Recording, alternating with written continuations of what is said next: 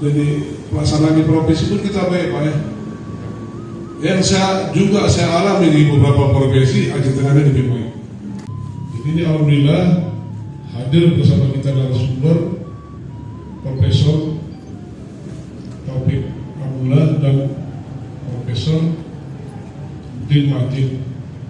Mungkin Pak secara virtual Pak Anhar Kongo.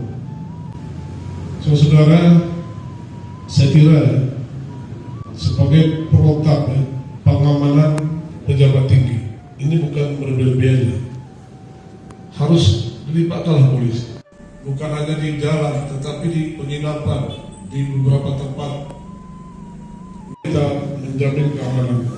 Hanya besok penutupan lebih bebas, baik kepada saudara wartawan, silakan meliput. Saudara, terima kasih atas kehadiran, dan tugas kita di bidang PTQ ini belum selesai. Kita selesaikan dengan sebaik-baiknya nanti. Mudah-mudahan sukses dibuka, sukses ditutup.